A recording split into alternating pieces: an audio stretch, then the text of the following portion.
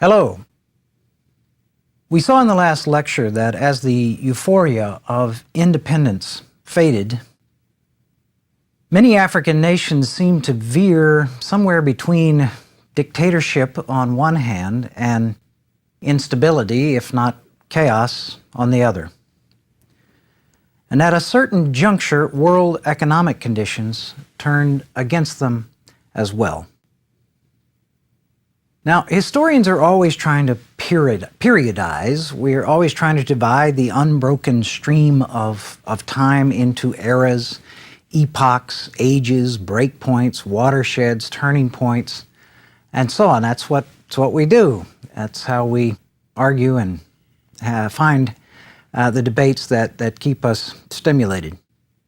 The most obvious breakpoint in recent African history is, of course, the break between colonial and independent Africa, for most of the continent coming, as we've seen, around 1960.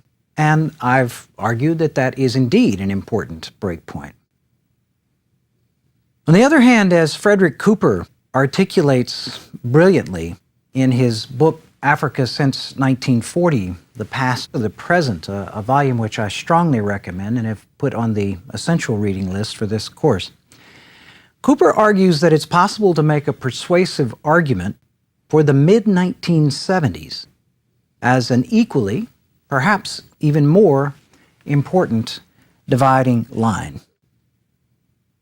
As Cooper puts it, this is when modest progress turns into prolonged crisis. Now, the modest progress, as we have seen, took place in the late colonial period. There certainly was some, and especially in the early independent years. By almost any measure, health, mortality, literacy, education, overall economic growth and development, political and social participation, ordinary lives got better. And I've argued also that Africa's leaders in that era deserve some credit for this. But it's also true that one context for that was an expansionary world economy, which among other things created demand for exports from Africa's still not fundamentally altered or restructured economies.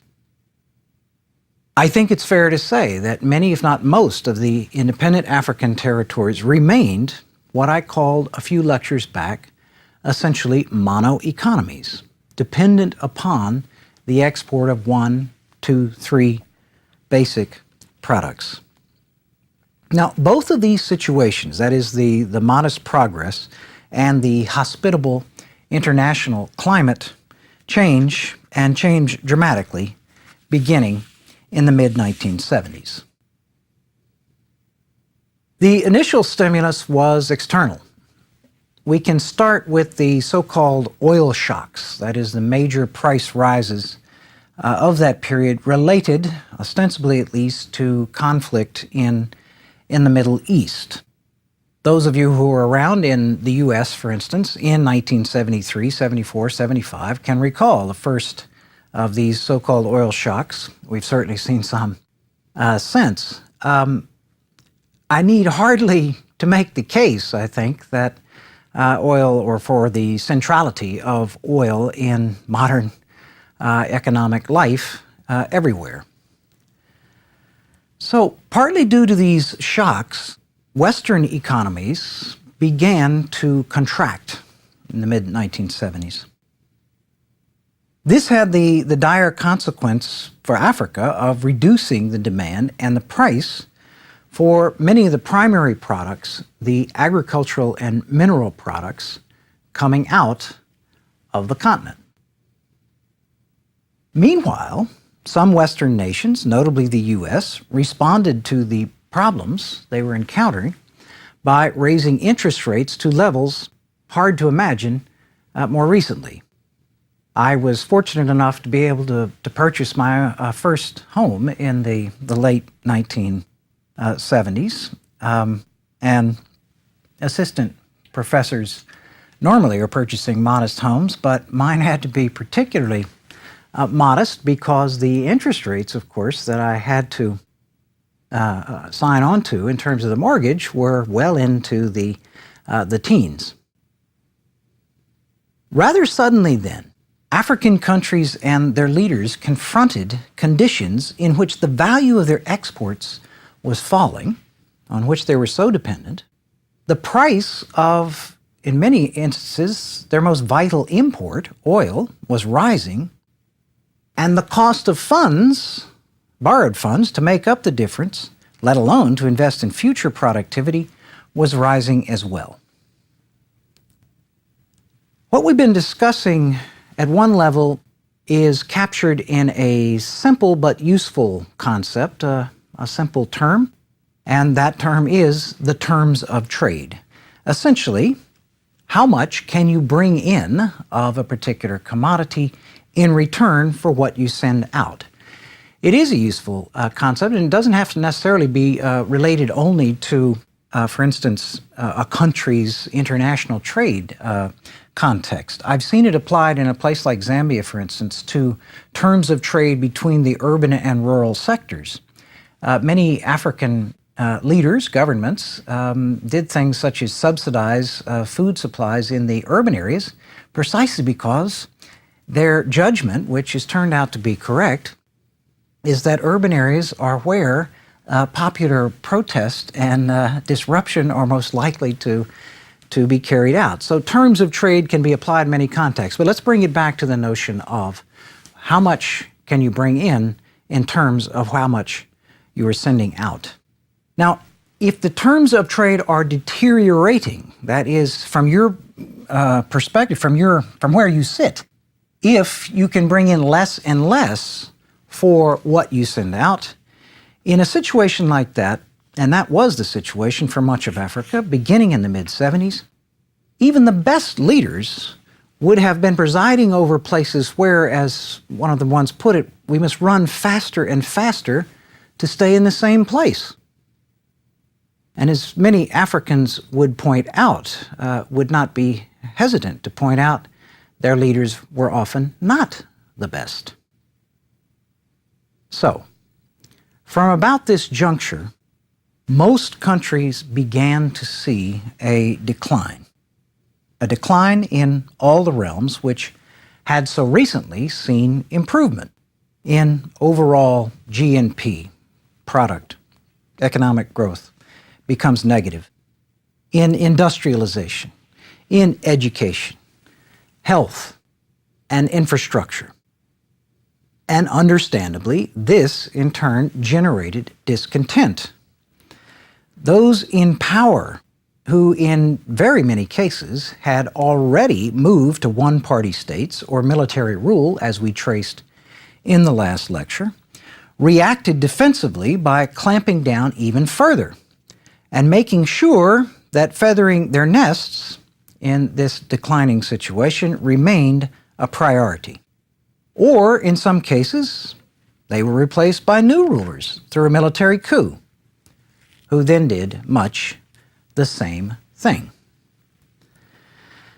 Now, allow me once again, as I did in the last lecture and will again in the next lecture, to illustrate from the place I think I know best, and that is Zambia.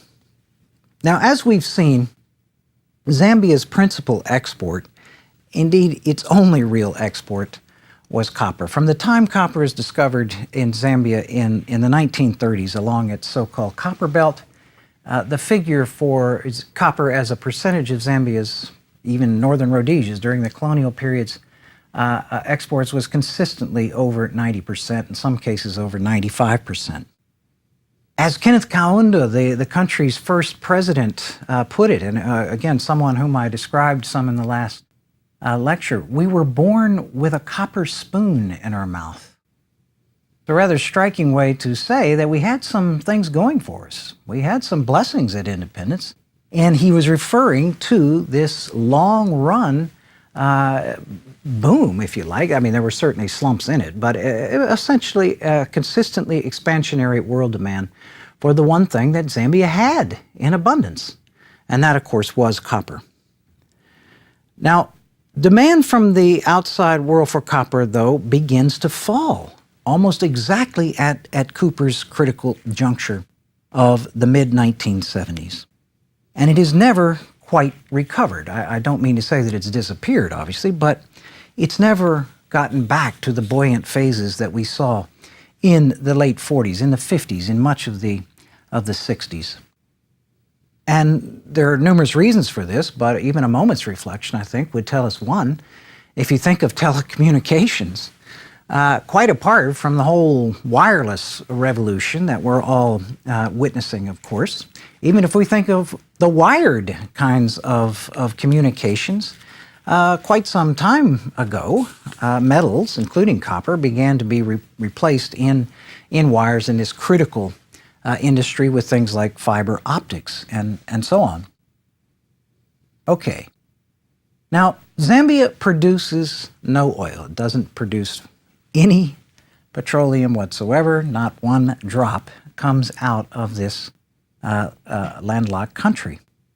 Yet, of course, oil is absolutely critical, as it is everywhere, for the matters of transportation, and applications of energy to all kinds of projects, including running the machinery to operate the copper mines.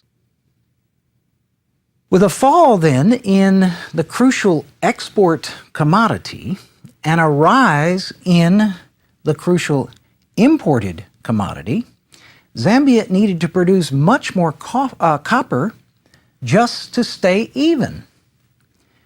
It produced somewhat more copper, but it certainly did not stay even. We start a downward slide from which, in a number of respects, the country has yet to escape. Now, just to add a few more straws to the camel's back in the case of Zambia, during the 1970s, the country is surrounded on three sides by war.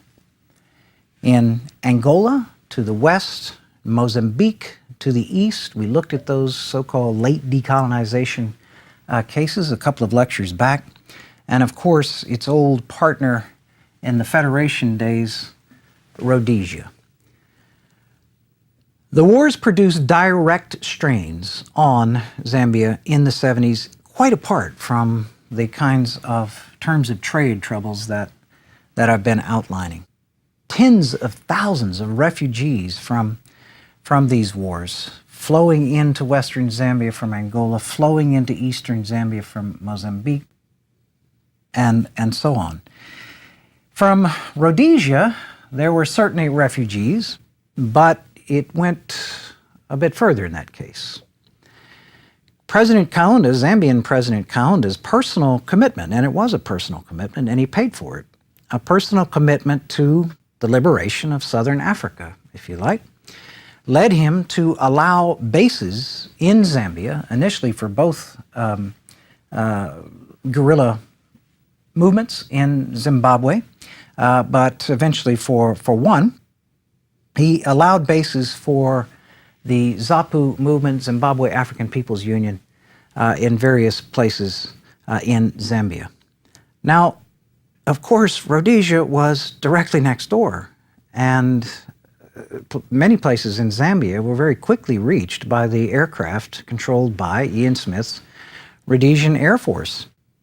In my visit to Zambia in 1979, just as the Zimbabwean War was coming finally to a close, but it certainly was not there yet, this came home to me very vividly. There were 2 or 3 occasions in the capital when I walk out of the archives and someone would say, well, look that way, look to the west, and you could see the smoke rising from fighter-bomber attacks essentially launched from Rhodesia and hitting ZAPU bases, which everybody knew were located some miles to the west of the capital.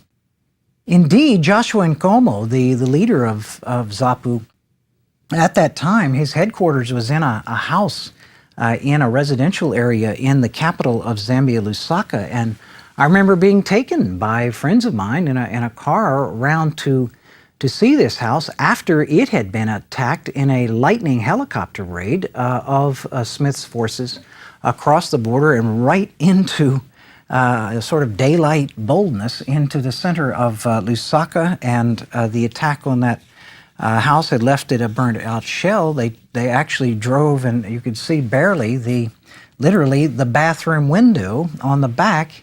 In this case, he came out through the bathroom window. Given that Nkomo is a very large man, he's no longer with us, a very large man indeed, that's how he escaped.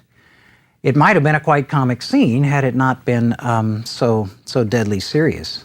I can remember being in Livingston, which is near Victoria Falls, and therefore, of course, right near the border with Rhodesia at that point, and going to the local office of the Ministry of Education and using their phones, finally making telephone contact with a rural school about 20 miles outside of Livingston, where an old friend of mine from my earlier dissertation research days was a teacher and assistant principal, and finally getting him on the line and saying, well, gee, I'm ready to come and visit you, and I'll hire a taxi here in town, and having Nelson Semenego, my friend, saying, no, don't come, forget that, and I will come in to see you. I'll explain why. And when he got there, the reason was that school was right next door to a ZAPU base. And had I rolled into that particular region and rolled past some of those ZAPU guerrilla soldiers, they of course might have mistaken me for an agent of Mr. Smith, and you can guess the possible outcome at that point.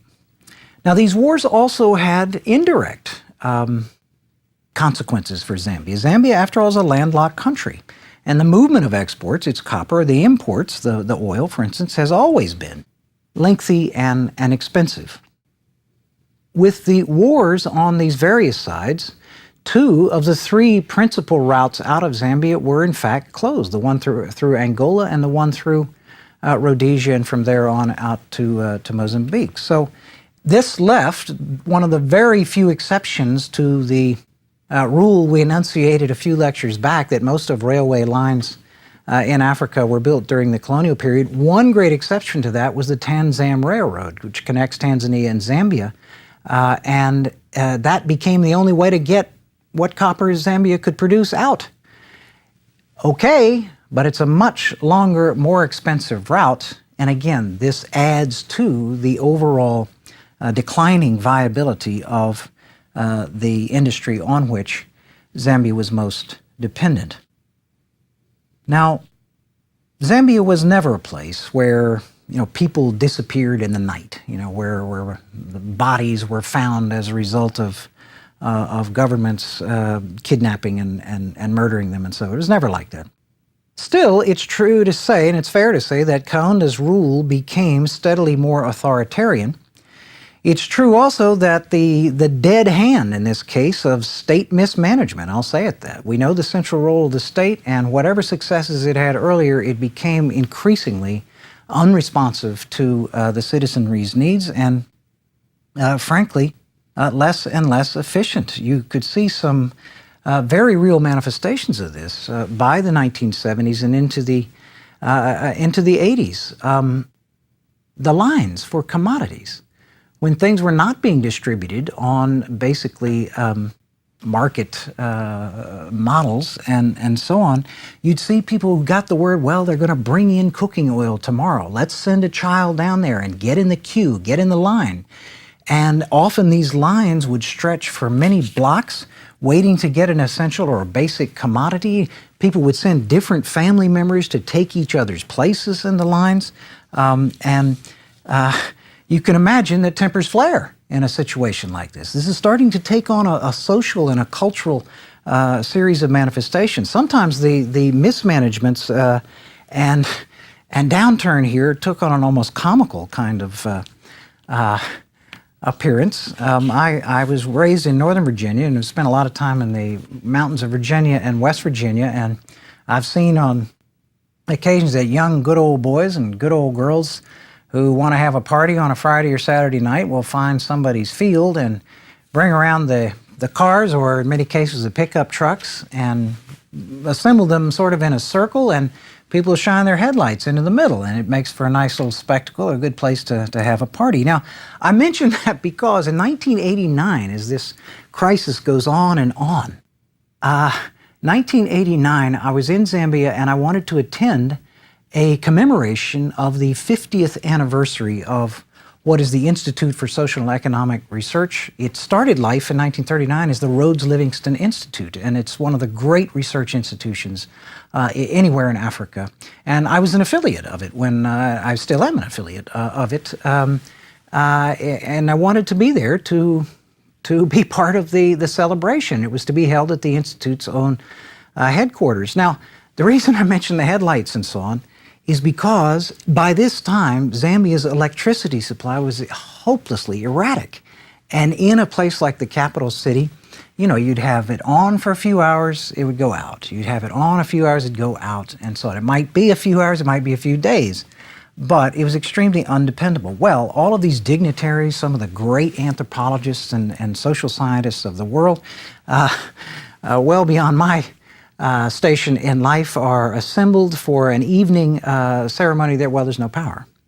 And incredibly, what happened was that they brought a number of government Land Rovers around, assembled them in the old West Virginia style circle, and that's how we carried out the ceremony.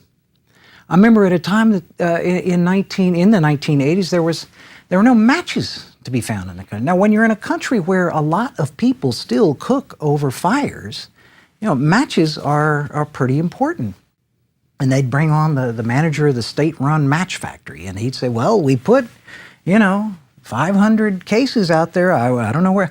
You're getting black marketeering, of course, that's going on, and extortion that way from these heavy hand of state mismanagement.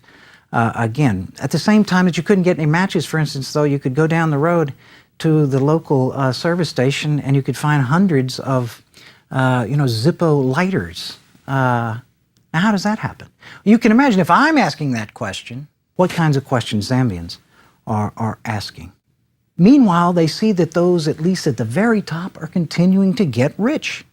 All of this exacerbated public anger. It inspired attempted coups eventually against Kenneth Kaunda. Now, what do? Many countries, Zambia included, began to borrow furiously, despite the rise in interest rates, which eventually did fall again, of course, began to borrow furiously in attempts to keep going what they could of the economy and of the social services which they had built up in the first period after independence. They were encouraged to do so in some lending sectors from the first world. These were bad business decisions all around, and debt rose exponentially. As the ability to make payments on those debts faltered, many African countries turned to lenders of the last resort, the International Monetary Fund, the World Bank. What help they got came with considerable strings, and these are usually referred to as structural adjustment programs, which called for a reversal of the large state role in these economies and a turn to market solutions, so-called, including lowering tariffs, most importantly, perhaps, reducing government budgets, including expenditure on social services, devaluing currency to make exports more competitive, and so on. The supporters of structural adjustment programs essentially argue that these are prescriptions of short-term belt tightening in order to make long-term growth possible. The critics of the IMF, the World Bank, call it long-term belt tightening in order to facilitate debt repayment. Now, the jury is still out on SAPs, the structural adjustment programs, in terms of macro-level improvement. There's no doubt that some reforms were certainly necessary, and the dead hand of state mismanagement in Zambia was a good example of that. On the other hand, there's little doubt that for ordinary people, life got harder. In terms of declining standards of healthcare and education, or rising costs, to put it differently, as these are privatized and subjected to market solutions. Of course, the debt crisis in Africa is very much still with us and has recently been a target of campaigns for reduction or restructuring or forgiveness. A movement organization called Jubilee 2000, which included Archbishop Tutu from South Africa, the Nobel Peace Prize winner, and so on, which took its model from passages in the Old Testament where every 40 or 50 years or what have you, there was a jubilee and people were forgiven and debts were forgiven and so forth. In the summer of 2005, a number of great rock stars and actors and so forth participate in a series of concerts called Live 8, and the 8 there, of course, was a reference to the 8 richest countries on earth whose leaders were meeting at the time that these concerts went forth and made the case. They were trying to get the ear of those governments to restructure, reduce, or forgive debts from the world's poorest countries, most of which are in Africa. The argument for debt restructuring and forgiveness is essentially that today's population had nothing to do with the bad decisions that were made a generation or two ago, often by leaders that aren't there anymore, and that therefore they shouldn't be saddled with it. In other words, if it had been an individual who took on all this credit card debt or what have you unwisely, the person might be able to declare bankruptcy and get a fresh start. But that option is not available for countries who continue to bear these burdens. Okay. Now, maybe at some point in listening or watching this, you said to yourself, now wait a minute, aren't there some oil-producing countries in Africa? And on the face of it, shouldn't they have been in a very different boat from the cases like Zambia that I was just discussing? And of course, there's a lot to that. A country like Nigeria, a member of OPEC, for instance, certainly in theory, I would say in reality, should very definitely have benefited from the so-called oil shocks, which did indeed shock many countries lying elsewhere in the continent. And yet Nigeria, Angola, Gabon, what Cooper calls, they amounted to what Cooper calls spigot economies. The oil was turned on, as it was. The oil is produced by foreign companies, often by foreign technicians, for foreign consumers, and that there was very little linkage to the rest of the economy.